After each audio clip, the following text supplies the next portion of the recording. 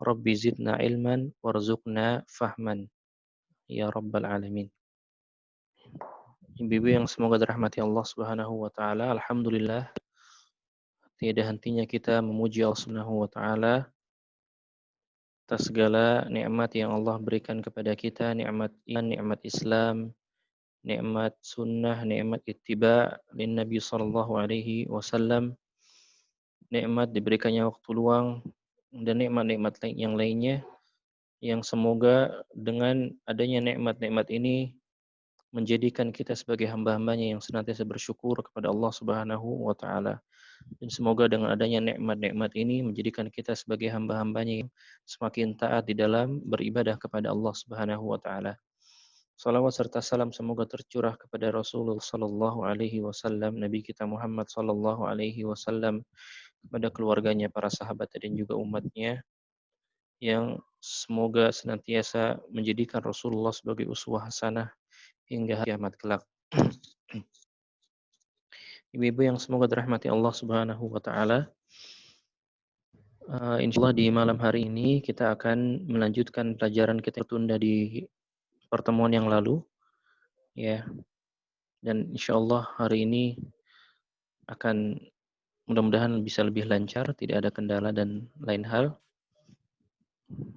Dan ibu-ibu bisa mengambil faidah dari apa-apa yang akan kita pelajari pada malam hari ini. Ibu-ibu yang dirahmati Allah Subhanahu wa taala, kita akan ulang ya. Insyaallah di malam ini kita akan mempelajari tafsir surat Al-Maun, Al-Quraisy dan juga surat Al-Fil. Saya akan ulang dari awal ya, meskipun kemarin sudah saya jelaskan muqaddimah tentang surat Al-Maun.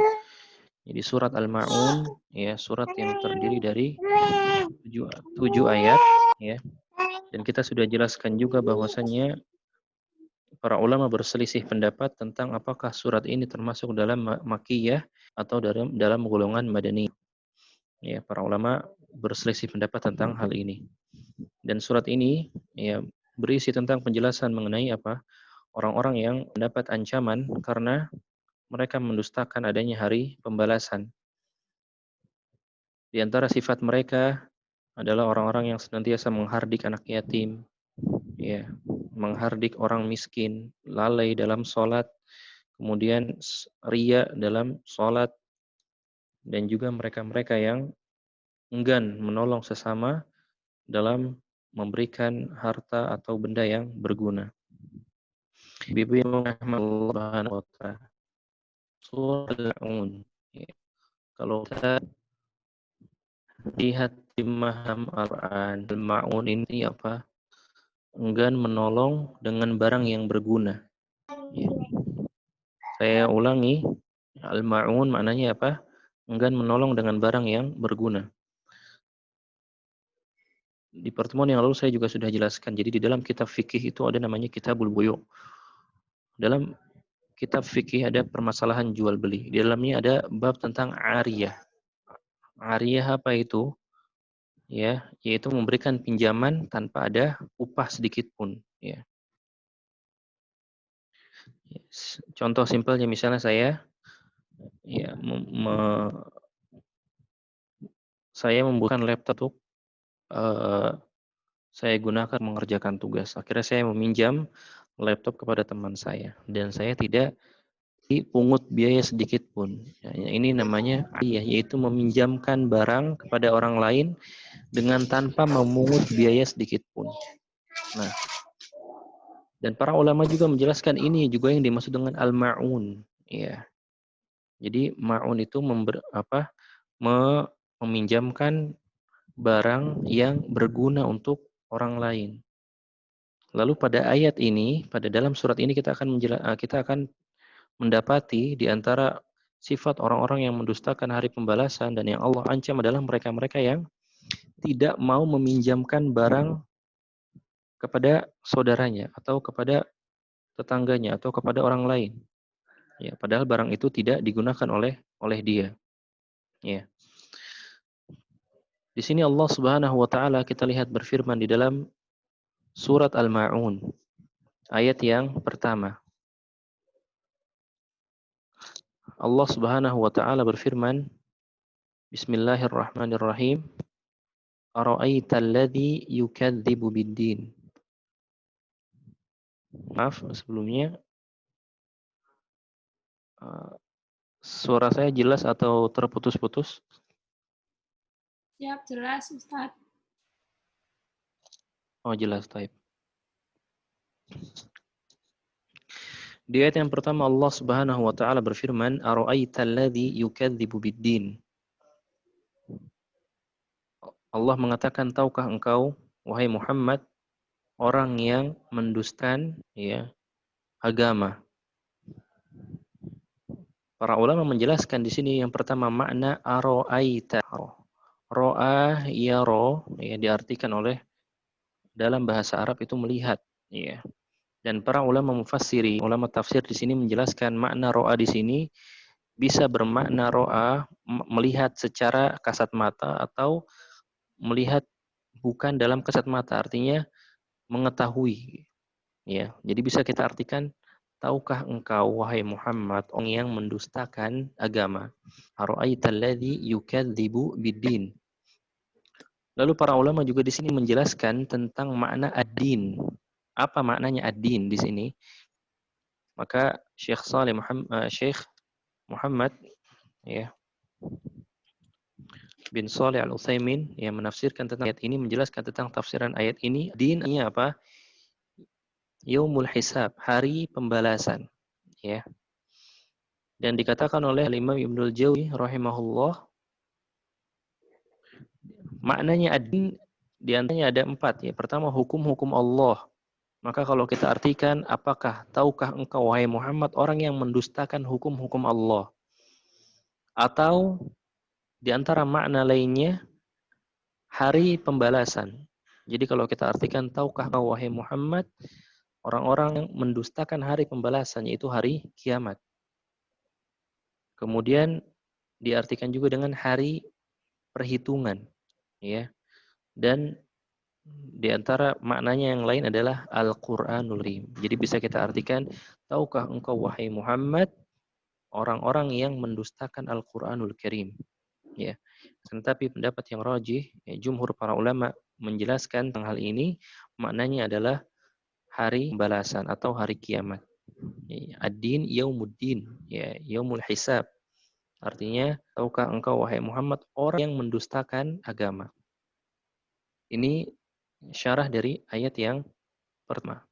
Maka orang yang mendustakan hari pembalasan, ya diantaranya seperti apa? Orang yang tidak percaya dengan adanya neraka dan juga surga. Maka orang-orang yang tidak percaya dengan adanya keberadaan surga dan neraka ini diantara orang yang tidak beriman kepada hari kiamat atau hari akhir atau adanya hari pembalasan. Ya. Dan orang yang beriman tentang keberadaan surga, keberadaan neraka, ini Allah jamin masuk ke dalam surga Allah Subhanahu wa taala.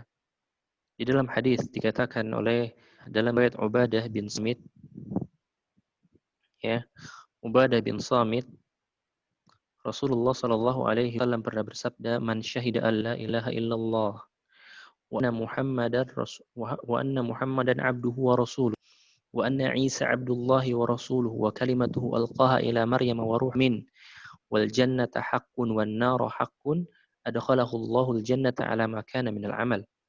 Di dalam hadis ya disebutkan Nabi Shallallahu alaihi wasallam bersabda, siapa yang bersaksi bahwasannya tiada ilah yang berhak disembah selain Allah dan bersaksi bahwasannya Muhammad adalah hamba dan utusan Allah dan bersaksi bahwasannya Isa adalah hamba dan utusan Allah dan kalimat Allah yang Allah lemparkan kepada Maryam dan ruh dari Allah Subhanahu wa taala. Wal jannata haqqun, dan bersaksi bahwasanya surga itu ada. Wan nar haqqun, dan bersaksi juga bahwasanya neraka itu ada. Apa balasannya? Adkhalahullahu jannata ala ma kana minal amal. Maka Allah akan masukkan dia ke dalam surga ya, apapun amalnya. Ini diantara janji yang Allah berikan kepada seorang hamba ketika dia mani hari kiamat.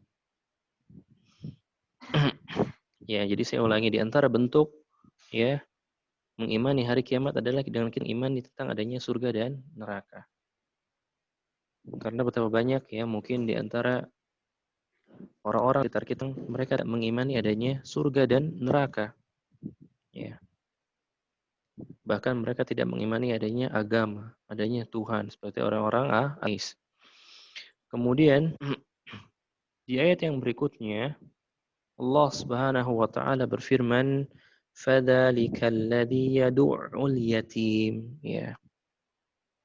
Kemudian Allah menyebutkan ya di ayat berikutnya menyebutkan tentang sifat-sifatnya orang yang mendustakan hari akhir ini. Yang pertama apa? Sifatnya di sini disebutkan fadzalikal ladzi yad'ul yatim. Itulah orang-orang yang menghardik anak yatim. Ya. Ini di antara sifat orang yang mendustakan hari tentang keberadaannya hari kiamat, yaitu mereka-mereka yang menghardik anak yatim. Ya. Padahal Islam mengajarkan kita untuk mengasihi anak-anak yatim. Ya. Dan dalam Islam juga mengajarkan ya agar manusia beribadah kepada Allah Subhanahu wa taala. Setelah beribadah kepada Allah, Islam juga mengajarkan apa? Untuk berbuat baik kepada makhluknya.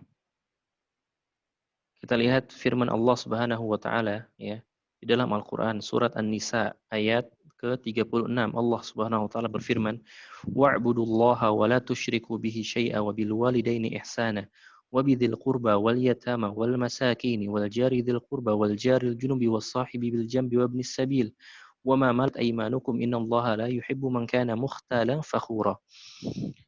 Allah Subhanahu wa taala firman dan sembah Allah dan jangan kalian buat syirik pada Allah Subhanahu wa taala. Wabil walidaini ihsana dan berbuat baiklah kepada orang tua, kedua orang tua. Wabidzil qurba ya kepada karib kerabat. Wal yatama dan di sini Allah Subhanahu wa taala ya memerintahkan kita untuk berbuat baik kepada al yatama yaitu anak-anak ya yatim. Lihatlah bagaimana Allah Subhanahu wa taala ya memerintahkan kita untuk berbuat anak yatim. Setelah perintah apa? Setelah perintah untuk beribadah kepada Allah Subhanahu wa taala. Ini di antara bentuk betapa pentingnya ibadah ini. Setelah kita mentauhidkan Allah, beribadah kepada Allah, menyembah Allah Subhanahu wa taala, maka Allah memerintahkan kepada kita untuk berbuat baik. Yang pertama kepada orang tua, karib kerabat, kemudian kepada anak-anak yatim. Ya. Dan apa yang dimaksud dengan yatim itu? Ya, yatim di dalam secara istilah syar'i artinya apa? Man mata abuhu walam yablug. Ya, seorang yang ditinggal mati oleh bapaknya dan dia dalam keadaan belum balik. Ya, maka kalau ada seseorang yang sudah balik, ya, lalu wafat ayahnya, maka tidak bisa dikatakan ya yatim. Jadi yatim itu apa? Man mata abuhu walam yablug, yang meninggal bapaknya sementara dia belum balik, ya, belum akil balik atau belum dewasa. Kemudian saya berikan lagi ayat lainnya ya tentang perintah di mana Allah Subhanahu wa taala memerintahkan kepada kita untuk berbuat baik kepada anak-anak yatim. Ya di antaranya Allah Subhanahu wa taala mensifati orang-orang yang berbuat baik ini dengan al-abrar, orang-orang yang berbakti kepada Allah Subhanahu wa taala. Ya. Dan Allah Subhanahu wa taala juga memerintahkan kepada kita untuk memberikan makan kepada anak-anak yatim. Dalam Al-Quran surat Al-Insan Allah mengatakan di dalam ayat ke-8 وَيُطْعِمُونَ الطَّعَامَ عَلَى حُبِّهِ مِسْكِينًا وَيَتِيمًا وَأَسِيرًا. Ya, dan mereka memberi makan yang disukainya kepada siapa? Orang miskin, anak yatim dan orang yang ditawan. Wa asira, asira artinya tawanan perang. Ya. Jadi Allah Subhanahu wa taala memerintahkan untuk itu, memberikan makan kepada orang miskin, memberikan makan kepada anak-anak yatim. Ya. Dan Allah Subhanahu wa taala mencela orang-orang yang tidak memperdulikan anak-anak yatim. Ya, di antaranya surat ini dalilnya ya. Ini merupakan di antara sifat orang yang tidak beriman kepada hari akhir. Di ayat yang lainnya Allah Subhanahu wa taala juga berfirman dalam surat Al-Fajr contohnya. Ya, Al-Fajr ayat 17 18 yang kita akan masuk ke dalam surat tersebut di pertemuan-pertemuan berikutnya. Allah mengatakan kalla bal la tukrimuna yatim wa la tahadduna ala ta'amil miskin. Ya. Allah Subhanahu wa taala mengatakan sekali-kali tidak demikian. Ya, balla kalla balla tukrimuna yatim. Sebenarnya kamu tidak memuliakan anak yatim. Wala ta'duna ala ta'amil miskin. Ya, dan kamu juga tidak saling mengajak untuk memberi makan orang-orang miskin. Ya. Di sini Allah mencela orang-orang yang tidak mau mempedulikan anak-anak yatim dan juga orang-orang miskin. Ya. Dan Rasulullah Shallallahu Alaihi Wasallam ya di dalam hadisnya juga menceritakan bahwa orang yang mencukupi kebutuhan anak yatim, ya apa ganjarannya? Kata Rasulullah Shallallahu Alaihi Wasallam, dia akan masuk ke dalam surga dan akan berdekatan dengan Nabi Shallallahu Alaihi Wasallam. Dekatnya ini sangat-sangat dekat. Di dalam hadis yang diriwayatkan oleh sahabat Sahal bin Sa'ad, ya, bahwa dari Nabi Shallallahu Alaihi Wasallam, beliau pernah bersabda, Ana, ya kata Nabi SAW, Ana wa kafil yatim fil jannati hakada. Ya, biis ba'aihi as-sababati wal wusta. Ya, kata Nabi SAW, aku dan orang yang mencukupi kebutuhan anak-anak yatim itu akan ada di dalam surga seperti ini. Seperti ini beliau itu mengisyaratkan jari telunjuk dan jari tengah. Ya, jadi berdekatan sekali. Ya, orang-orang yang mencukupi kebutuhan anak yatim, mempedulikan anak yatim, ganjarannya apa? Akan berdekatan dengan Rasulullah SAW di surga seperti dekatnya jari telunjuk dan jari tengah. Ya, maka ini diantara keutamaan ya kita mempedulikan anak yatim, memberikan makan kepada anak yatim. Ya. Kemudian apa ancamannya lagi? Ya, dan larangan dari Nabi SAW juga. Bahkan Allah Subhanahu wa taala juga banyak melarang di dalam ayat yang menghardik anak yatim. Di antaranya ayat ini fadzalikal ladzi yad'ul yatim.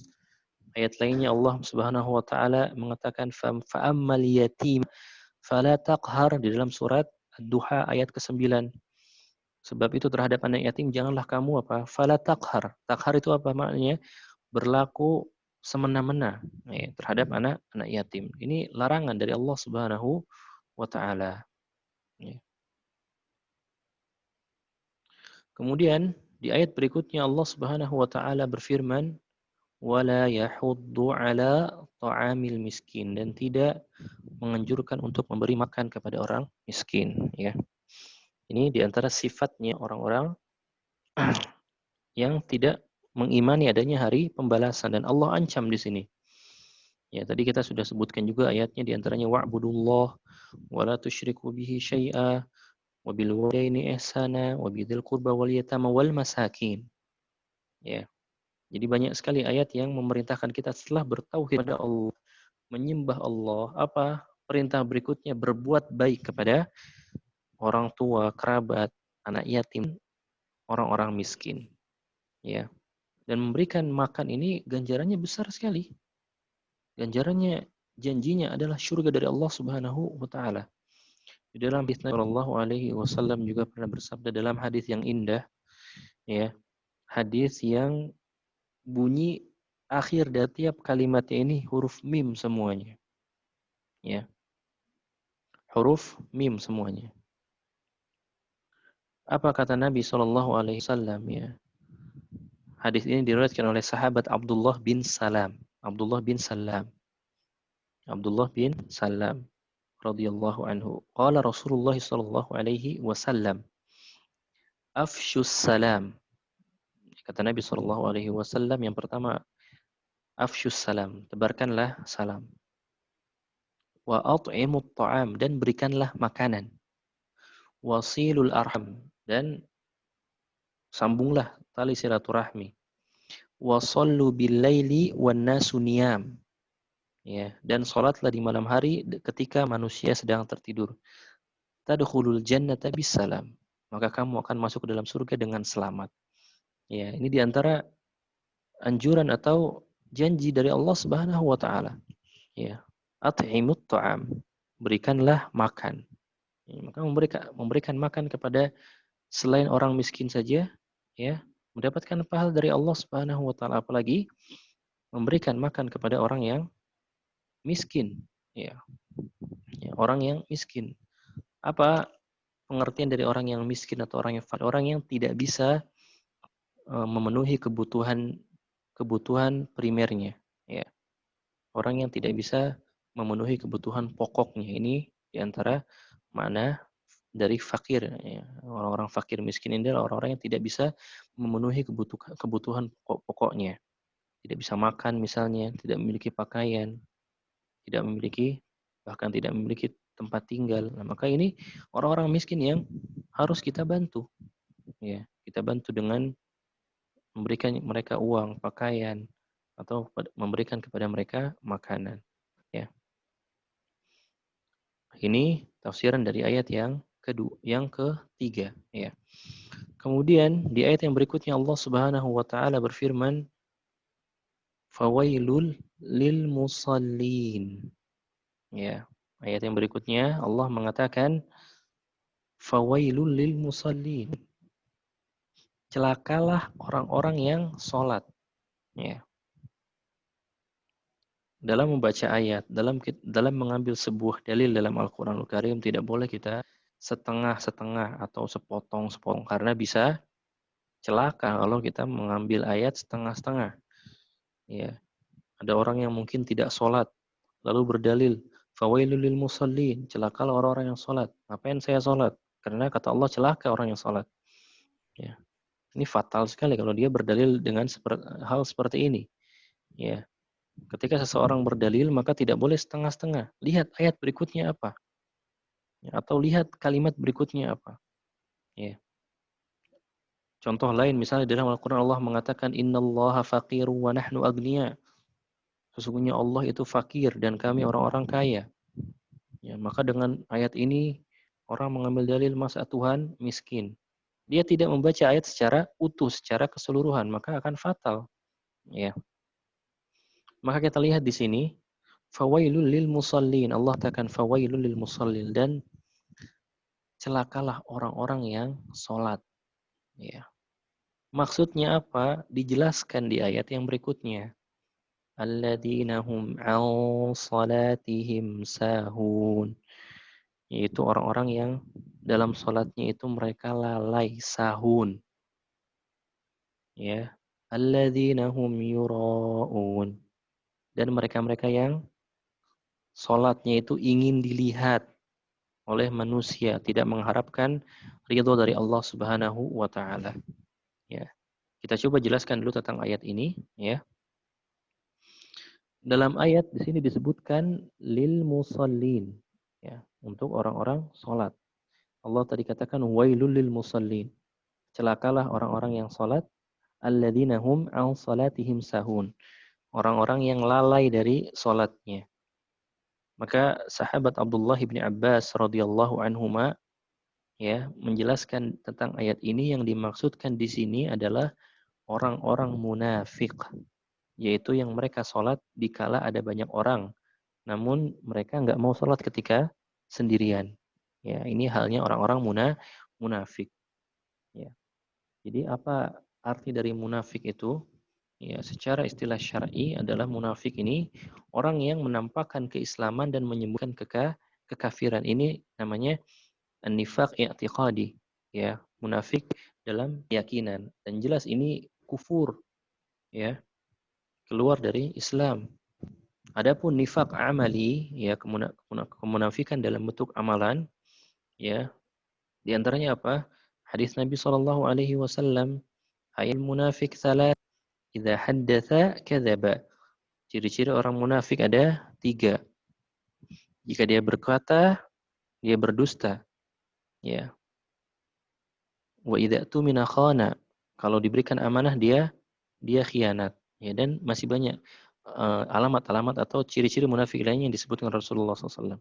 Ya, adapun di sini, ya, yang dimaksudkan orang-orang munafik yang nifaq i'tiqadi, munafik dalam masalah keyakinan, ya, dalam akidah, yaitu orang-orang yang menampakkan keislaman dan menyembunyikan kekafiran. Yang jelas ini kufur, ya, keluar dari agama Islam. Dan ini banyak ya, di zaman Nabi SAW banyak sekali orang-orang munafik seperti ini ya. Terutama mereka ketika diajak berperang, mereka tidak mau berperang ya. Di hadapan para sahabat, di hadapan Rasulullah, mereka menampakkan keislaman mereka. Di belakang itu ternyata apa? Mereka mengadu domba para sahabat ya. Bahkan pernah orang munafik memberikan fitnah kepada Ibunda Aisyah radhiyallahu anha. Apa fitnahnya? Ibunda Aisyah difitnah berzina dengan salah seorang sahabat Nabi sallallahu alaihi wasallam. Waliyadzubillah. Ya. Kita lanjutkan, dalam ayat ini Allah Subhanahu wa taala tadi mengatakan celaka orang-orang salat. Celaka orang-orang salat yang seperti apa? Maksudnya adalah orang-orang yang salatnya lalai. Ya. Maka di sini dijelaskan makna dari lalai itu ya, ada beberapa pengertian. Yang pertama adalah lalai dari mengerjakan sholat. Dia sholat tapi lalai. Ya, mungkin dalam satu hari hanya 3 waktu, hanya 2 waktu, bahkan hanya 1 waktu. Nah, ini masuk ke dalam ancaman Allah sebagai orang-orang yang celaka. Makna yang ini adalah lalai dari waktu yang telah Allah tetapkan, waktu yang telah ditetapkan syariat. Ya. Bahkan apa? Dia sholat tapi mengerjakannya di luar waktu. Misalnya dia mengerjakan sholat maghrib di waktu subuh, atau melaksanakan sholat subuh di waktu zuhur, atau melaksanakan sholat zuhur di waktu maghrib atau asar. Ya, ini makna dari lalai ini ya. Jadi mengerjakan sholat di luar waktunya. Ya. Kemudian pendapat ketiga juga, pengertian lalai di sini apa? Dia senantiasa mengerjakan sholatnya di akhir waktu. Misalnya zuhur, dia kerjakan mepet sebelum asar. Ya, dia kerjakan ini, kita bahas dalam konteks lalai, artinya dia mengerjakannya dengan sengaja. Berbeda dengan orang yang memiliki uzur syar'i tentunya, maka tidak masuk dalam hal ini. Ya, kita menjelaskan orang yang lalai artinya orang yang sengaja memang mengakhir-akhirkan sholat. Ya. Atau dia sholat maghrib sudah mendekati waktu isya, padahal waktu maghrib dia luang. Ya, maka ini juga masuk ke dalam kategori orang yang lalai. Ya. Kemudian di antara makna lalai yang keempat, di antaranya adalah orang yang mengerjakan sholat, ya, akan tetapi tidak memenuhi rukun dan juga syarat sholat. Dia sholat tepat waktu, tetapi tidak memperhatikan rukun dan syarat-syarat sholat.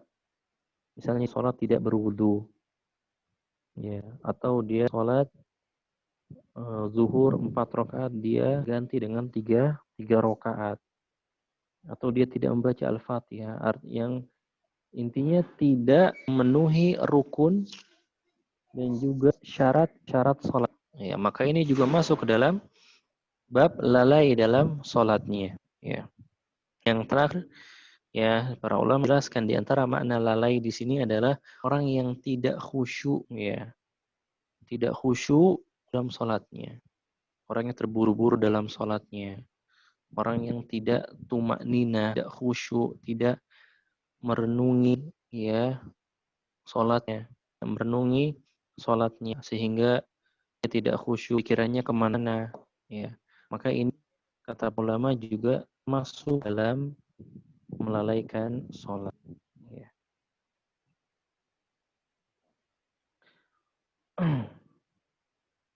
Jadi itu makna dari ayat alladzina hum an salatihim sahun. Ya, jelas ya, Ibu. Kemudian ayat berikutnya alladzina hum raun. Dan mereka-mereka, siapa aja yang celaka sholatnya ini? Yang pertama orang yang lalai, yang kedua orang yang sholatnya ini ingin dilihat oleh manusia, ya, atau yang biasa kita kenal dengan ria. Apa itu ria? Yaitu menginginkan amalannya ini dilihat oleh manusia. Artinya ibadahnya ini tidak ikhlas karena Allah, tetapi karena pandangan manusia.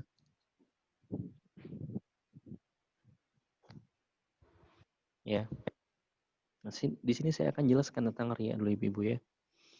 Ar-riya. Ya. Ibu-ibu yang semoga dirahmati Allah Subhanahu wa taala, riya ini ya, pembahasan tentang akidah. Masuk dalam pembahasan tentang akidah. Di dalam Nabi Shallallahu alaihi wasallam menjelaskan tentang bahaya riya ini. Ya, suatu ketika Rasulullah Shallallahu alaihi wasallam pernah bersabda, "Akhwafu inna akhwafa ma akhafu alaikum musyrik." Fasu'ila anhu faqala riya.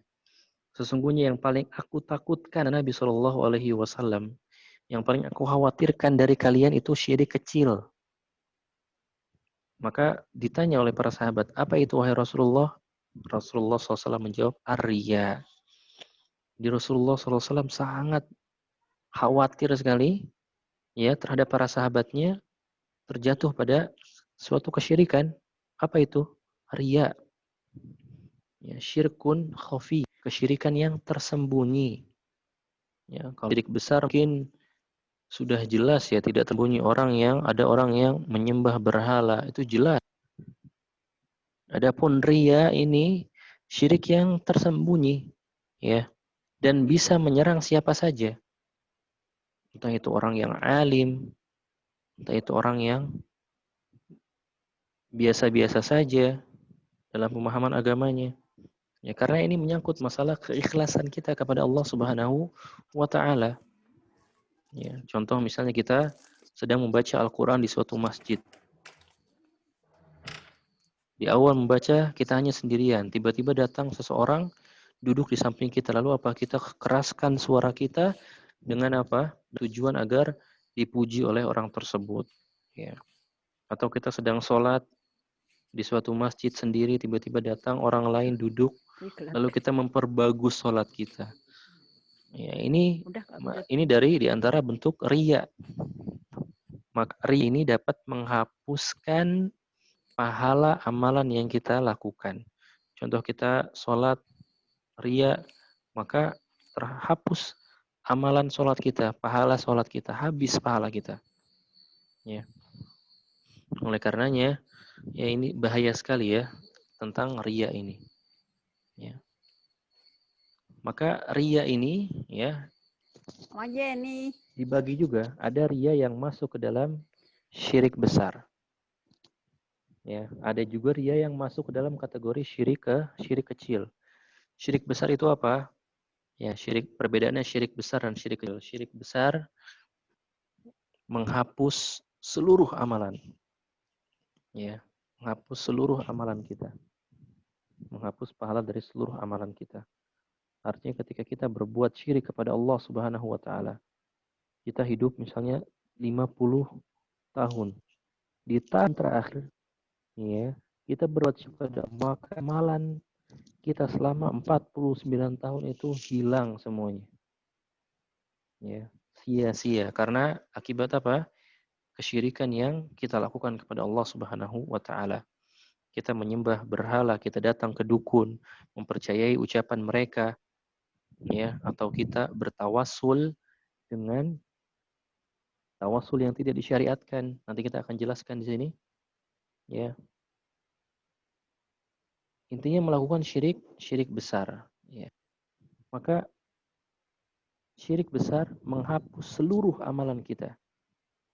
Adapun syirik kecil tidak menghapus seluruh amalan. Syirik kecil hanya menghapus amalan yang kita kerjakan saat itu. Misalnya kita sholat atau kita sedekah. Ya, kita bersedekah tujuannya untuk dilihat manusia agar kita dianggap orang dermawan dan lain-lain. Ya, maka ketika itu pahala sedekah kita hilang karena sebab riya ini. Kemudian ciri-cirinya yang lain, di antara perbedaan lainnya, syirik besar menjadikan pelakunya kekal di neraka jika dia tidak bertobat kepada Allah Subhanahu wa taala. Ya. Sedangkan syirik kecil tidak menjadikan pelakunya kekal di neraka. Syirik besar dapat mengeluarkan pelakunya dari agama Islam. Ya, kufur, menyebabkan kekufuran. Ya. Sedangkan syirik kecil tidak menyebabkan pelakunya keluar dari Islam. Ini diantara perbedaannya. Dalam riya ini juga ya ada dua jenis. Ada riya yang masuk dalam kategori syirik besar. Bagaimana?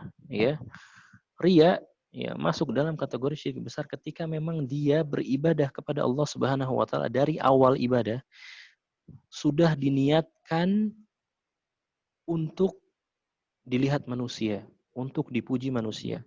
Jadi memang dia beribadah, misalnya dia bersedekah puluhan juta, ya dari awal niatnya bukan karena Allah, dari awal dia niatnya supaya saya dikatakan oleh orang-orang sebagai orang yang dermawan, orang yang baik. Nah, maka ini bisa dikategorikan dalam syirik besar. Ya. Adapun riya, syirik kecil, ya, sesuatu ibadah yang memang awalnya ibadah ini ditujukan kepada Allah Subhanahu wa taala. Lalu apa? Tiba-tiba di tengah ibadah muncul rasa ingin dipuji, ingin dilihat oleh manusia. Ya. Lalu bagaimana dengan amalan seperti ini? Maka wallahu alam bisawab. Contohnya misalnya ada seorang yang bersedekah 100.000, 50.000, dia bersedekah 100.000 dalam satu hari. 50.000 yang pertama dia sedekahkan karena Allah Subhanahu wa taala. Kemudian dia sedekah lagi 50.000. Ternyata sedekah yang kedua ini dia tujuan kepada pujian manusia, ingin dilihat oleh manusia. Maka sedekah yang pertama ini diterima oleh Allah Subhanahu wa taala dengan izin Allah, maka sedekah yang kedua ini tidak diterima oleh Allah Subhanahu wa taala. Ya, begitu juga dengan salat. Misalnya kita di awal salat tujuannya adalah untuk Allah Subhanahu wa taala, ya. Lalu sudah di akhir-akhir berubah. Ya, maka kata para ulama di sini dijelaskan salat-salat yang misalnya 4 rakaat, 2 rakaat pertama ditujukan untuk Allah. Dia mendapatkan pahala, maka 2 rakaat terakhir tidak mendapatkan pahala. Maka alangkah baiknya apa? Mengulang salatnya, ya. Dan hal ini memang adalah hal yang sulit, ya. Makanya Nabi SAW mengatakan ini syirik yang tersembunyi, ya. Masalah ikhlas ini memang masalah yang sulit bagi kita. Bahkan ada seorang tabi'in yang mengatakan ma'alajtu syai'an asyadda 'alayya min niyyati. Hal yang paling berat aku obatkan masalah niku, masalah keikhlasan dalam hati kita ini. Terkadang kita niat ibadah karena Allah Subhanahu wa taala, tapi di tengah-tengah ada saja hal yang membuat kita ingin disanjung, ingin dipuji, ingin dilihat manusia dan lain-lainnya. Maka ya, saran ketika dalam beribadah, maka ibadahlah dalam keadaan bersembunyi-sembunyi, ya. Tidak perlu diekspos kepada orang lain, ya. Apalagi sekarang ya banyak sekali di antara teman-teman kita mungkin ya ketika beribadah umroh terutama lalu berfoto-foto ria di sana, selfie di depan Ka'bah. Apalagi tujuannya kalau bukan untuk ya dipuji oleh manusia. Apalagi kalau bukan tujuannya agar diucapkan kalimat Masya Allah kepada dia. Oleh karenanya hal seperti ini lebih baik sebaiknya apa? Disembunyikan. Kalaupun berfoto maka cukup kita simpan di dalam HP kita saja. Tidak perlu ekspos kepada yang lainnya. Karena apa? Ini akan mempengaruhi niat kita semua, ya. Baik, ini jadi permasalahan tentang ria.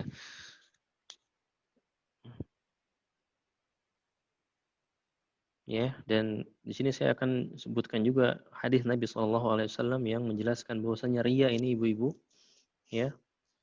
Nabi SAW kata lebih bahaya dari apa? Dari fitnah Dajjal. Ya. Suatu ketika Rasulullah SAW bertanya kepada para sahabatnya, maukah engkau aku beritahukan tentang sesuatu yang kata Nabi yang menurutku lebih berbahaya dari fitnah Dajjal. Maka kata Rasulullah SAW, apa? Syirkun khafi. Yaitu syirik yang tersembunyi. Yaitu ketika seseorang berdiri mengerjakan sholat, ya, dia perbagus sholatnya akan mengetahui ada orang lain yang memperhatikannya. Waliyadzubillah, ya. Jadi pesan atau ya nasihat bagi diri kita semua ya agar senantiasa mengikhlaskan segala amalan ibadah kita hanya untuk Allah Subhanahu wa taala. Jangan bermudah-mudah untuk kita mengekspos ibadah ya yang kita lakukan kepada Allah Subhanahu wa taala. Sedang sholat di foto, sedang sedekah di foto, sedang tawaf di foto, ya. Maka ini semua dapat mempengaruhi niat kita ya, karena hati kita ini lemah sekali, Ibu. Ya, hati kita ini lemah sekali, oleh karenanya apa? Kita hindari hal-hal seperti ini, ya. Kemudian ini yang semoga dirahmati Allah Subhanahu wa taala. Di ayat yang terakhir Allah Subhanahu wa taala berfirman, "Wa yamna'unal ma'un", di antara sifatnya orang-orang yang mendustakan hari akhir adalah apa? Mereka-mereka yang enggan menolong ya dengan barang yang berguna. Jadi yamna'unal ma'un, enggan untuk menolong orang lain dengan meminjamkan barang yang berguna pada orang lain. Ya, para ulama di sini juga berselisih pendapat tentang makna al-ma'un, makna ayat ini ya. Ada yang juga mentafsirkan bahwasanya maknanya adalah untuk orang-orang yang enggan membayar zakat. Oh, ini jelas sekali ya. Orang-orang yang enggan membayar zakat, maka Allah akan berikan ancaman kepada mereka. Allah akan berikan hukuman kepada mereka. Ya, jadi yamna'un al-ma'un, al-ma'un tadi memberikan pinjaman kepada orang lain dengan yang berguna. Ya, misalnya seorang yang meminjam kepada kita barang, misalnya meminjam blender misalnya. Blendernya sedang tidak kita gunakan, ya. Lalu kita enggan meminjamkan kepada orang tersebut. Maka ini masuk ke dalam keumuman ayat ini, ya. Maka pesan juga untuk orang yang meminjam harus amanah, ya. Harus amanah ketika dipinjamkan barang. Ini juga pesan untuk orang yang meminjam. Intinya di sini apa? Allah Subhanahu wa taala ya menganjurkan, memerintahkan kepada kita untuk saling ta'awun, saling tolong menolong sesama muslim, ya. Karena setiap kebaikan yang kita berikan kepada orang lain ini adalah bentuk sedekah, ya, sedekah kita yang akan Allah Subhanahu wa taala berikan ganjaran pahala kepada kita. Rasulullah SAW bersabda, "Kullu ma'rufin sedekah." Setiap kebaikan, perbuatan ma'ruf, di antara perbuatan ma'ruf adalah meminjamkan barang kepada orang lain, ini adalah bentuk sedekah kita kepada Allah Subhanahu wa taala, ya. Jadi ini pembahas tentang surat Al-Ma'un. Jadi semoga dirahmati Allah Subhanahu wa taala. Lalu kita akan masuk ke dalam surat yang berikutnya, yaitu surat Al-Quraisy, ya. Surat Al-Quraisy. Apa arti Al-Quraisy? Orang-orang Quraisy. Jadi Allah Subhanahu wa taala dengan adanya ayat ini, dengan adanya surat ini menunjukkan bagaimana Allah memuliakan orang-orang Quraisy, ya. Dan Allah Subhanahu wa taala banyak sekali memberikan nikmat kepada orang Quraisy. Nikmat sebelum turunnya Islam, sebelum diutusnya Nabi maupun setelah diutusnya Nabi sallallahu alaihi wasallam. Ya, jadi para ulama menjelaskan bahwasanya surat ini itu berkaitan dengan surat sebelumnya. Surat sebelumnya maksudnya surat Al-Fil. Nanti kita akan jelaskan. Kenapa? Karena dalam surat Al-Fil ya itu dijelaskan bagaimana Allah Subhanahu wa taala menjaga Ka'bah dari serangannya Abraha, ya, pasukan gajah. Dan ini adalah bentuk kemuliaan orang-orang Quraisy yang Allah berikan kepada mereka. Ketika Ka'bah ini diserang oleh pasukan bergajah, maka Allah Subhanahu wa taala hancurkan pasukan bergajah ini dan tidak berhasil untuk menghancurkan Ka'bah, ya. Dalam ini kita akan lihat bagi Allah Subhanahu wa taala memberikan rasa aman kepada orang-orang Quraisy, memberikan rezeki berupa makanan kepada orang-orang Quraisy, memberikan kemudahan dalam perjalanan kepada orang-orang Quraisy, ya. Dan jadi kaum Quraisy ini adalah kaum yang Allah muliakan, ya. Di antara bentuk kemuliaannya apa? Rasulullah SAW berasal dari kaum Quraisy, ya. Kemudian Allah berikan amanah kepada mereka adanya Ka'bah, ya. Bahkan sampai sekarang yang diberikan amanah untuk memegang kunci Ka'bah itu adalah orang yang berasal dari asli suku Quraisy, ya. Di sini Allah Subhanahu wa taala, ya, berfirman di dalam surat Al-Quraisy, liila fi Quraisy ila fihim rihlatash shita'i was-sayf فليعبدوا رب هذا البيت الذي أطعمهم من جوع وآمنهم من خوف. Li'ila fi Quraisy, artinya karena kebiasaan orang-orang Quraisy, ya.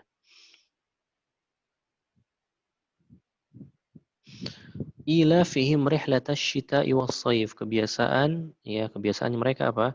Berpergian pada musim dingin dan juga musim panas. Falya'budu rabb hadzal bait, maka sembahlah Rabb pemilik rumah ini, yaitu Ka'bah. Alladzi at'amahum min ju', yang telah memberikan mereka makan dan menghindari mereka dari kelaparan. Wa amanahum min khauf, dan memberikan keamanan mereka dari rasa ketakutan. Ya. Kalau kita lihat, ya mungkin agak sedikit bingung, ya, artinya karena kebiasaan orang-orang Quraisy. Ayat pertama bunyinya apa tadi? Ila fi Quraisy, karena kebiasaan orang Quraisy, ya.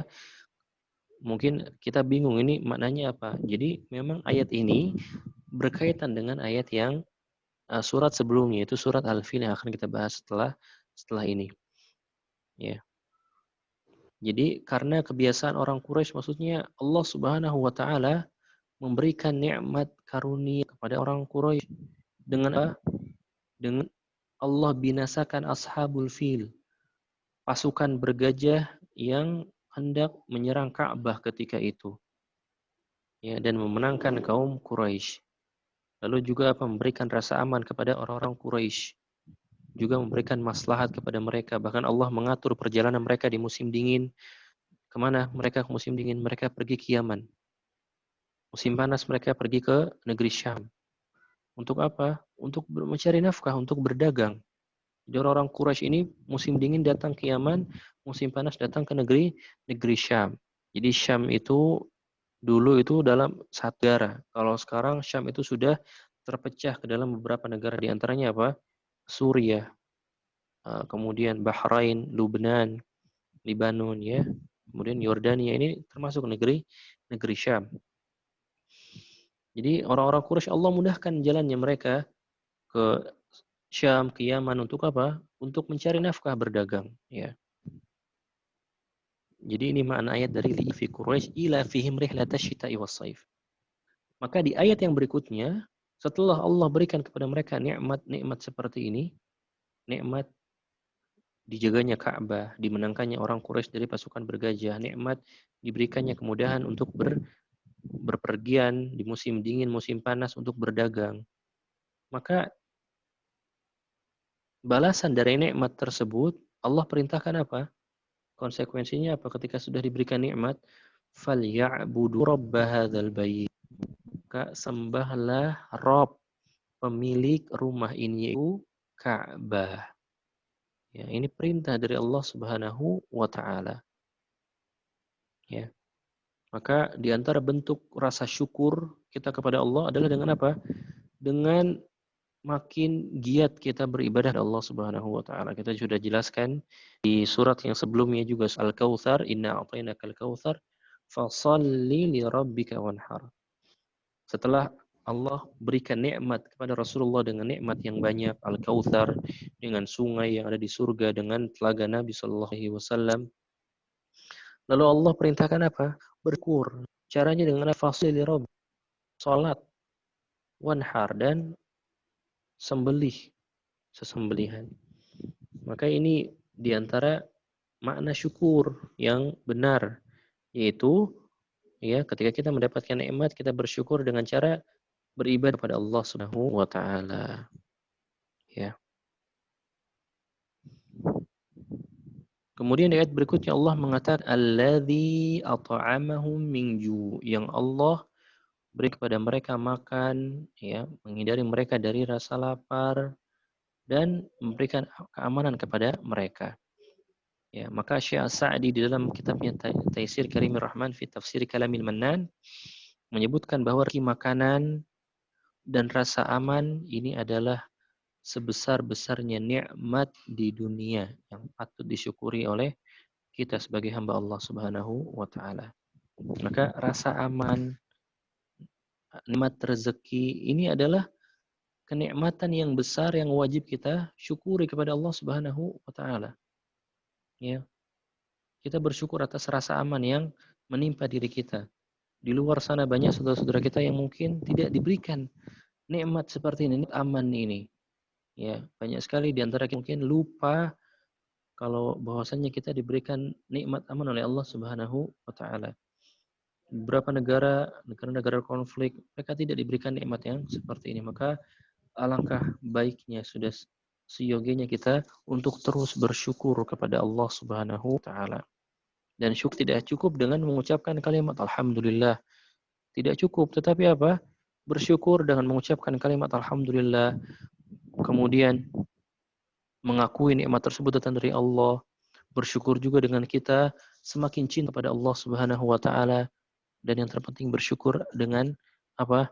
Dengan memperbanyak ibadah kita kepada Allah Subhanahu wa taala. Semakin patuh, taat, tunduk kita kepada Allah Subhanahu wa taala ketika kita diberikan nikmat yang banyak oleh Allah Subhanahu wa taala. Ya. Jadi ini sedikit ringkasan tentang tafsir dari surat Al-Quraisy.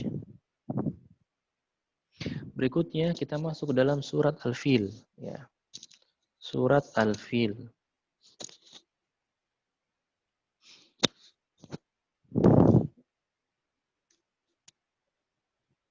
Ya.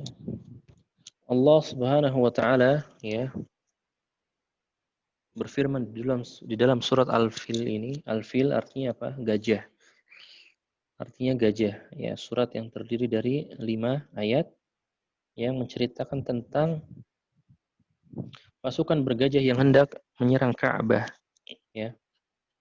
Dan perlu kita ketahui juga, ya, bahwasanya Rasulullah Shallallahu Alaihi Wasallam pun lahir di tahun yang disebut dengan tahun gajah, Amul Fil. Maksudnya di tahun yang sama dengan adanya peristiwa pasukan bergajah yang hendak menyerang Ka'bah ketika itu. Ya, kalau kita buka kitab atau buku sirah Nabi atau sejarah Nabi Shallallahu Alaihi Wasallam disebutkan, jadi bahwasanya Nabi SAW itu lahir di Amal Fil, tahun gajah. Ya. Dan ini disebutkan juga di dalam hadis, ya, dari Ibnu Abbas radhiyallahu anhu. Beliau mengatakan, dan Nabi sallallahu alaihi wasallam amal fil. Bahwasanya Nabi SAW lahir pada tahun gajah. Ya, pada tahun gajah, ya, bukan di hari ketika peristiwa gajah ini, tidak, tetapi di tahun yang sama dengan adanya peristiwa pasukan bergajah yang hendak menyerang Ka'bah. Ya, yang ini diriwayatkan oleh At-Tahawi, ya, dalam Mushkilul Athar, kemudian juga diriwayatkan oleh At-Tabrani dalam Al-Kabir. Ya. Sebelum saya masuk ke dalam tafsiran surat ini, kita akan sedikit bercerita tentang kisah tentara bergajah. Ya. Mungkin di antara kita ada yang sudah mengetahui, ya, tetapi mungkin belum detail. Kita akan coba ceritakan sedikit detail tentang pasukan bergajah yang hendak menyerang Ka'bah ketika itu. Ya. Jadi saya ulangi bahwasanya Nabi SAW itu lahir di tahun gajah. Ya, tahun maksudnya tahun yang sama dengan adanya peristiwa pasukan bergajah yang hendak menyerang Ka'bah. Ya. Bagaimana kisahnya? Ya. Disebutkan oleh para ulama, para sejarawan di sini ya, bahwasannya Raja Najasyi ya. Jadi ketika itu ada seorang raja yang tinggal di Habasyah, yaitu namanya Raja Najasyi. Ini dia adalah seorang yang raja yang bernama Nasrani ketika itu. Ya. Dan Raja Najasyi ini istilahnya presiden gitu ya, memiliki wakil-wakil atau wakil-wakil ini berbentuk seperti gubernur atau wali kota di setiap daerah. Nah, Abraha ini merupakan wakilnya Najasyi yang diutus untuk berkuasa di daerah Yaman ketika itu, ya. Ini Abraha ini adalah anak buahnya Najasyi, Raja Najasyi yang bermukim di daerah Yaman. Jadi Abraha ini ingin mencari muka, ya. Cari muka dengan Raja Najasyi atau dengan para Romawi ketika itu, ya. Maka Raja Najasyi ini dikenal memiliki hubungan erat dengan orang-orang Romawi karena ketika itu dikuasai oleh orang-orang Romawi dan juga Habasyah. Ya, orang-orang Romawi sangat berkuasa ketika itu. Dan Raja Najasyi ini memiliki hubungan yang erat dengan orang-orang Romawi ketika itu. Nah, dari inilah Abraha ingin coba mencari dengan orang-orang Romawi. Ya, karena lihat Raja Najasyi memiliki hubungan yang begitu erat dengan orang-orang Romawi. Ya. Maka Abraha berkeinginan apa? Membuat sebuah gereja yang besar sekali. Jadi Abraha itu cari mukanya dari apa? Ingin membuat sebuah gereja yang besar. Gereja terbesar ketika itu. Yang dia tujuannya apa? Ingin memalingkan orang-orang Arab, ya, supaya tidak lagi beribadah atau berhaji ke kota Makkah, berhaji ke Ka'bah. Jadi ibu sekalian, semoga dirahmati Allah Subhanahu wa taala. Orang-orang musyrik terdahulu, ya, mereka itu ikut juga tawaf di Ka'bah, beribadah di Ka'bah. Tetapi apa? Bedanya apa? Mereka ini orang-orang jahiliyah tawafnya dengan telanjang. Atau mereka menempel ada patung-patung di sekitar Ka'bah. Ya, karena Ka'bah ini adalah peninggalan siapa? Peninggalannya Nabi Ibrahim alaihi salam. Ya, Nabi Ismail, Ibrahim alaihi salam. Orang-orang musyrik ketika itu masih meyakini bahwasanya Ka'bah ini adalah milik Allah Subhanahu wa taala dan mereka juga tawaf di Ka'bah. Akan tapi apa? Tawafnya orang-orang jahiliyah, mereka ini tawaf dalam keadaan telanjang ketika itu. Ya, bahkan mereka menjadikan patung-patung di sekitar Ka'bah untuk mereka sembah ketika itu. Jadi Abraha ini tujuannya apa? Membuat gereja terbesar di Yaman ini agar bisa memalingkan orang-orang Arab agar mereka tidak ke Ka'bah. Agar mereka beribadahnya datang ke gereja yang akan dibangun Abraha ini. Ya, jadi ini tujuannya ya, cari muka dengan Raja Najasyi, cari muka dengan orang-orang Romawi. Ya. Abraha ini merasa iri, hasad ya, ketika melihat orang-orang Arab ini kok sangat mengagungkan Ka'bah ini. Ya. Mereka berhaji, mereka bertawaf setiap tahun ke Ka'bah. Nah, Abraha ini tujuannya apa? Ingin memalingkan mereka semua agar mereka pindah dari Ka'bah ke gereja yang akan dibuat ini. Maka dia pun bertekad akhirnya membangun sebuah gereja yang sangat megah, sangat besar sekali, ya, yang dinamakan dengan apa? Al-Qulais. Gereja Al-Qulais, Kanisah Al-Qulais. Jadi nama gerejanya ya. Saya ulangi, apa nama gerejanya? Al-Qulais. Ini nama gereja yang dibangun oleh Abraha ketika itu. Disebutkan oleh sebagian ulama maknanya diambil dari kata Qolan Suwah yang artinya peci, ya. Jadi Qulais ini diambil dari kata Qolan Suwah. Qolan Suwah dalam bahasa Arab artinya peci. Kenapa dinamakan demikian? Para ulama mengatakan ya, jadi saking tingginya gereja itu hingga ada seseorang yang menggunakan peci melihat puncak gereja tersebut maka pecinya hampir jatuh. Jadi saking tingginya gereja tersebut, kalau ada orang yang ingin melihat gereja tersebut, kita menunduk terus sampai atas, saking tingginya sampai pecinya jatuh. Ini perkataan sebagian ulama. Ya. Jadi Abraha ini berniat apa? Agar orang-orang meninggalkan Ka'bah untuk menuju ke gereja yang dia bangun. Lalu ia pun mengumumkan hal ini di negerinya.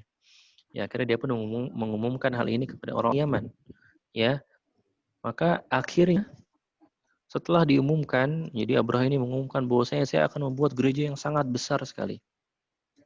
Dan tujuannya seperti ini, seperti ini, seperti ini. Ingin memalingkan orang-orang Arab dari Ka'bah. Maka kabar ini terdengar oleh orang-orang Quraisy ketika itu. Ya, terdengar sampai ke Mekah ketika itu. Jadi Abraha di mana? Di ibu kota Yaman, di Son'a. Ya. Dan kabar ini terdengar sampai ke Mekah. Ya, maka salah satu dari suku Kinanah atau dari orang-orang Quraisy ini berjalan dari Arab menuju ke Son'a. Dia ingin melihat gerejanya Abraha ini. Maka saat tiba di gereja tersebut, orang Quraisy ini apa? Maka dia buang air besar. Ya, buang air besar, buang air kecil di dalam gereja tersebut. Ya. Kemudian apa? Kemudian dia hambur-hamburkan kotorannya di dalam gereja tersebut. Ini diantara apa? Kebencian orang-orang Quraisy ya. Mereka tidak terima kalau ingin ada seseorang yang memalingkan mereka dari Ka'bah. Akhirnya mereka marah, salah satu dari mereka marah datang lalu apa? Buang air kecil, buang air besar dan kotorannya dihambur-hamburkan di dalam gereja. Maka keesokan harinya saat mengetahui gerejanya kotor ini, Abraha ini tahu gereja kotor dan dilakukan oleh orang-orang Quraisy. Akhirnya Abraha pun apa? Murka, kemudian menyiapkan pasukan yang sangat besar sekali ya agar tidak ada yang mampu menghadangnya. Jadi dia menyiapkan pasukan yang sangat besar sekali untuk menyerang Ka'bah ketika itu. Ya. Dan Abraha juga membawa seekor gajah yang sangat besar tubuhnya dan tidak pernah terlihat ada gajah yang sebesar itu. Ya, ini disebutkan dalam kitab-kitab sirah ya. Siapa nama gajahnya? Ya, gajah Abraha. Di dalam kitab-kitab sirah disebutkan nama gajahnya itu apa? Namanya Mahmud, ya. Nama gajahnya siapa? Mahmud, ya. Ini nama gajahnya Abraha. Ya. Disebutkan juga selain gajah Mahmud ada 8 ekor gajah yang lain. Ada juga yang mengatakan 12 gajah. Ya, jadi Abraha ini membawa gajah bersama 12 yang lainnya. Dan gajahnya ini sangat besar-besar. Ya. Abraha membawa banyak ekor gajah untuk apa tujuannya? Untuk menghancurkan Ka'bah. Ya. Jadi gajah ini kan memiliki tubuh yang besar. Jadi tujuan Abraha membawa gajah apa? Tujuannya untuk menghancurkan Ka'bah. Ya, bahkan diikatkan rantai-rantai besi di leher-leher gajah ini. Ya. Maka ketika orang-orang Arab mendengar akan kedatangan Abraha, maka orang-orang Arab ini mengadakan perlawanan, ya. Namun ketika itu kabilah di Arab tidak bisa bersatu sehingga tidak ada yang bisa mengalahkan Abraha. Ya, terlebih lagi Abraha membawa pasukan dengan jumlah yang sangat-sangat besar sekali. Ya, sementara orang-orang Arab sendiri belum pernah melihat gajah ketika itu. Ya, jadi ini orang-orang Quraisy ketika itu, ya, mereka belum pernah melihat gajah sebelum datangnya Abraha dan pasukannya. Ya. Maka apa? Hal ini apa? Makin menimbulkan rasa takut hati-hati orang Quraisy ketika itu. Jadi mereka ini sebelum datangnya Abraha, mereka belum tahu gajah, belum pernah melihat gajah. Ketika mendengar mereka akan pasukan gajah, di pikiran mereka gajah ini tubuhnya besar dan lain, makin disah mereka. Ya. Maka ketika Abraha tiba di suatu tempat yang nama apa disebut dengan Mughammas, ya datanglah ya Abdul Muttalib. Ya, Abdul Muttalib siapa? Kakeknya Rasulullah SAW yang ketika itu diamanah untuk menjaga atau diamanahkan untuk membawa kunci Ka'bah ketika itu. Ya. Maka datanglah ya Abdul Muttalib lalu apa? Bertemu dengan Abraha. Ya. Ibnu Katsir rahimahullah ya berkata dalam tafsirnya tatkala Abraha melihat Abdul Muttalib, Abraha pun memuliakan Abdul Muttalib ini. Ya karena Abdul Muttalib ini adalah orang terpandang ya, orang terpandang di suku Quraisy ketika itu. Ya, dikatakan Abdul Muttalib ini adalah seorang yang tampan dan berpenampilan indah ya. Dan Abraha kemudian turun dari singgasananya lalu duduk bersama Abdul Muttalib di sebuah karpet. Maka Abraha berkata kepada Abu Abdul Thalib, apa keperluannya? Ya, Abraha bertanya kepada Abdul Muttalib, apa keperluan Anda? Maka Abdul Muttalib mengatakan keperluanku adalah agar sang raja Abraha mengembalikan kepadaku 200 ekor unta yang diambil oleh sang raja. Jadi saya lupa di sini membawakan kisahnya. Sebelum Raja Abraha menyerang Ka'bah, Raja Abraha ini sempat mencuri 200 ekor untanya milik Abdul Muttalib. Ya. Jadi sebelum diserang, Raja Abraha ini mencuri berapa? 200 ekornya Abdul Muttalib karena mengetahui Abdul Muttalib ini adalah sang juru kunci dari Ka'bah, ya, dengan tujuan agar Abdul Muttalib ini mau mengajak orang-orang Arab itu berpaling dari Ka'bah dan beribadah di gerejanya Abraha. Jadi Abraha memberikan pilihan. Ini saya ambil 200 ekor unta punya Anda, saya akan kembalikan kalau Anda mau memalingkan orang-orang atau mengajak orang-orang agar orang-orang tidak lagi ibadah ke Ka'bah, tapi beribadah kemana? Ke Qulais, Kanisah Al-Qulais, gerejanya Abraha. Ya. Maka Abdul Muthalib datang kepada Abraha, meminta 200 ekor untanya dan mengatakan, apa? Wahai Abraha, 200 unta itu adalah milikku. Sementara Ka'bah itu ada pemiliknya sendiri. Kalau engkau, bahasa kasarnya, kalau engkau ingin menghancurkan Ka'bah, silakan. Karena Ka'bah itu ada pemiliknya sendiri. Siapa pemiliknya? Allah Subhanahu wa Ta'ala. Ya. Ini yang dikatakan oleh Abdul Muttalib. Maka Abdul Muttalib berkata kepada Abraha, "Inni ana rabbil ibil wa inna lil baiti rabban sayamna'u." Sesungguhnya aku adalah pemilik unta yang kau curi ini. Sementara Ka'bah ini punya pemilik sendiri yang akan membelanya. Artinya kita, kabilah-kabilah Arab, kata Abdul Muttalib, tidak akan mampu membela Ka'bah. Engkau ingin menghancurkan Ka'bah, silahkan. Ya, kita tidak akan mampu membelanya. Ka'bah itu punya pemiliknya sendiri dan pemiliknya lah yang akan membela dengan sendirinya. Ya. Maka Abraha mengatakan dengan sombongnya, "Maka liyamtani minni." Pemilik Ka'bah itu tidak akan mampu mencegahku. Ya, maka Abdul Muthalib kemudian kata, "Anta wadak." Yaitu urusan kamu dengan pemiliknya. Sekarang kembalikan unta saya. Ya. Akhirnya apa? Singkat cerita, datanglah ya pasukan bergajah ini ingin menyerang Ka'bah, ya. Menyerang Ka'bah. Apa? Mereka datang berbondong-bondong ya dengan membawa pasukan bergajah. Dikisahkan juga gajahnya ini berwarna putih, ya. Berwarna putih. Lalu apa Allah turunkan kepada mereka burung ababil. Ababil artinya yang berbondong-bondong. Bukan nama burungnya ya. Ababil artinya dalam bahasa Arab berbondong-bondong. Bukan nama burungnya. Yang mereka membawa batu-batu ya dari neraka. Lalu mereka lemparkan kepada Abraha dan pasukannya ketika itu. Ya. Dan burung-burung ini muncul dari mana? Dari laut. Ya. Di dalam riwayat dikatakan burung-burung ini muncul dari laut. Berwarna biru. Ya. Ini yang disebutkan oleh para sejarawan di dalam kitab-kitab sirahnya. Lalu apa? Allah jaga Ka'bah, Allah binasakan mereka sehingga mereka tidak berhasil menghancurkan Ka'bah ketika itu. Jadi ini sedikit kisah tentang Ashab Fil, pasukan yang ingin menyerang Ka'bah. Kita masuk ke dalam ayatnya, Allah Subhanahu wa taala berfirman, "Alam tara kaifa fa'ala rabbuka bi ashabil fil?" Apakah kamu tidak melihat bagaimana Tuhanmu membinasakan, bertindak kepada tentara-tentara pasukan bergajah? Alam yaj'al kaidahum fi dhil? Bukankah Allah itu telah menjadikan tipu daya mereka untuk menghancurkan Ka'bah? Bukankah Allah telah menjadikan tipu daya mereka untuk menghancurkan Ka'bah itu sia-sia? Wa arsala alaihim tayran ababil. Dan Allah kirim kepada mereka burung yang berbondong-bondong. Tarmihim bihijaratin min sijil, ya, yang melempari mereka dengan batu yang berasal dari tanah yang terbakar.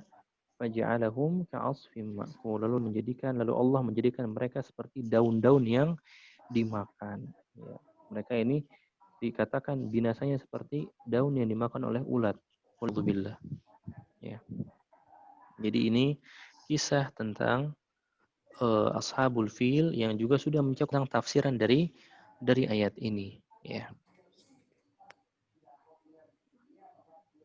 Jadi mungkin itu ya pelajaran yang bisa kita ambil pada malam hari ini. Intinya dari surat Al-Fil ini kita bisa mengambil faidah ya di antaranya bagaimana Allah Subhanahu wa taala yang mampu membinasakan siapapun yang hendak menghancurkan agama Allah Subhanahu wa taala, yang hendak menghancurkan rumah Allah Subhanahu wa taala.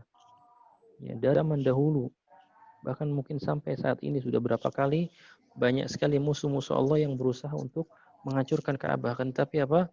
Allah Subhanahu wa taala langsung yang melindunginya. Allah Subhanahu wa taala langsung menjaganya. Sehingga ada yang mampu untuk menghancurkan rumah Allah Subhanahu wa taala tersebut. Ya. Jadi ini ya Ibu-ibu pelajaran yang bisa kita ambil pada malam hari ini. Apa yang benar datang dari Allah Subhanahu wa taala dan apa yang salah datang dari kesilapan saya pribadi. Astagfirullah li wa lakum. Pertemuan yang lalu ada yang bertentang sholawat ya.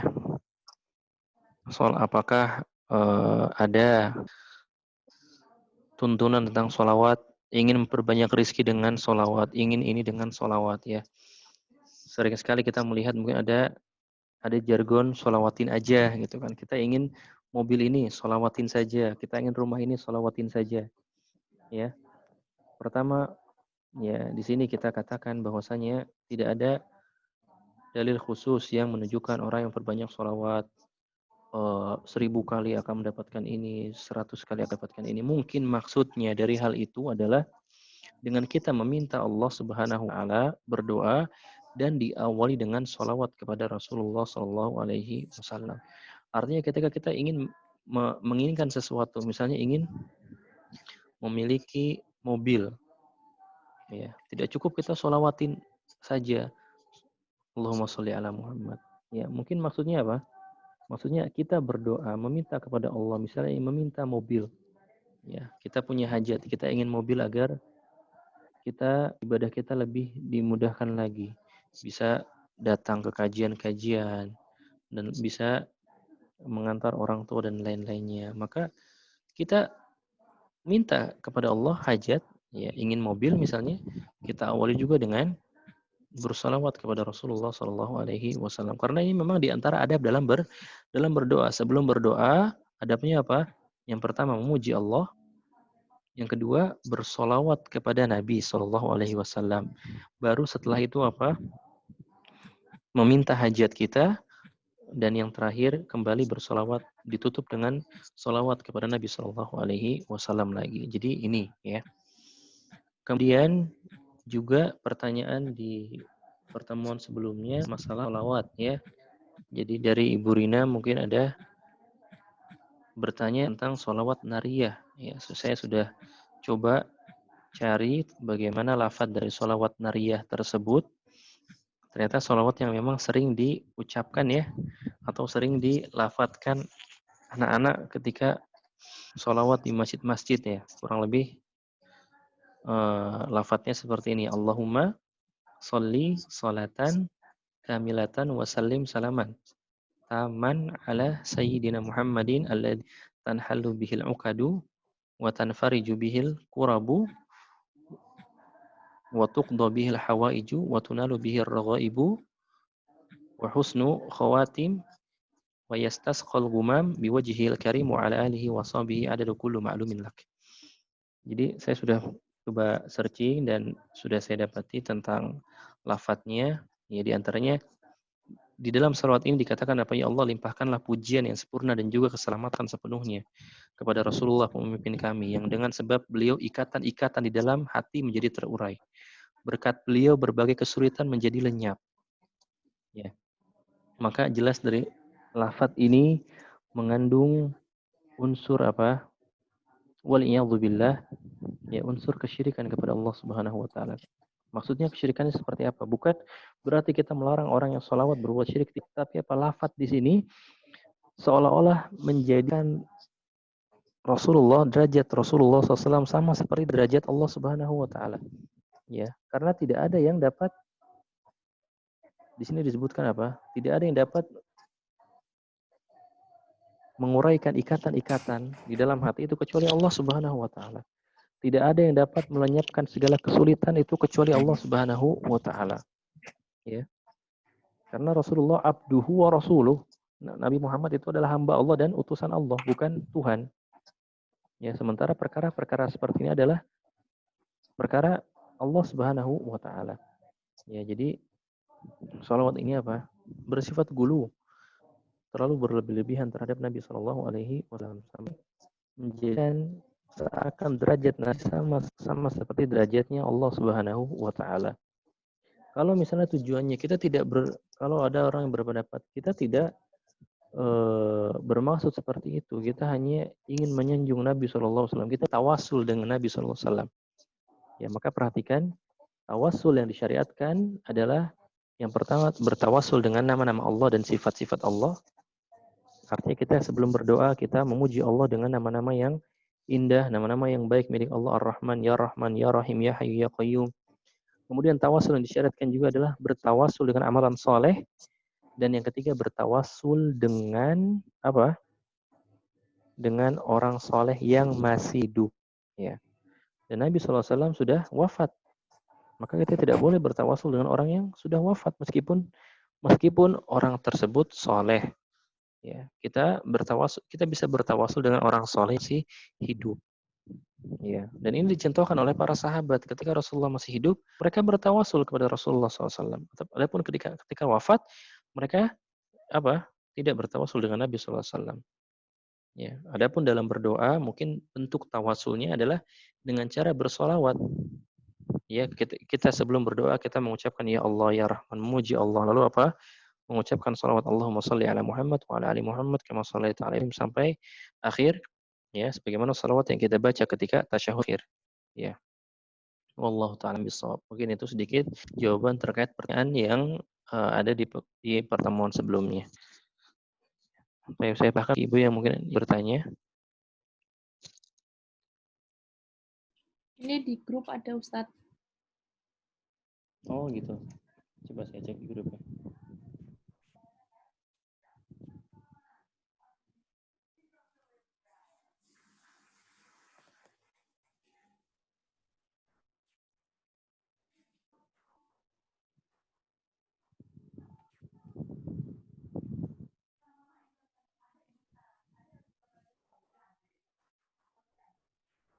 Pertanyaannya, apakah 200 unta itu dikembalikan? Iya, dikembalikan oleh Raja Abraha. Jadi Abraha ketika Abdul Muttalib berkata 200 unta itu milikku, sementara Ka'bah itu punya pemiliknya sendiri, maka ya Abraha pun mengatakan, ya adapun 200 ekor unta yang aku ambil, ya aku akan mengembalikannya kepadamu, akan tapi apa? Engkau memberikan Ka'bah, aku binasakan. Artinya dia ingin mengembalikan untanya, ya, dengan syarat apa? Raja Abdul Muttalib membiarkan pasukan Abraha untuk menghancurkan Ka'bah ketika itu. Ya. Maka Abdul Muthalib silahkan karena Ka'bah punya pemiliknya sendiri yang akan mencegah atau membela dari apapun yang ingin membinasakannya. Ya. Ada lagi?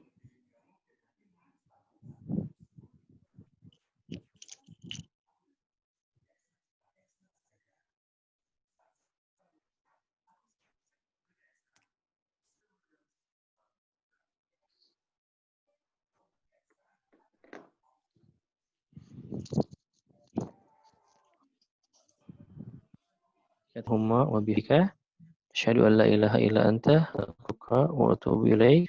Assalamualaikum warahmatullahi wabarakatuh.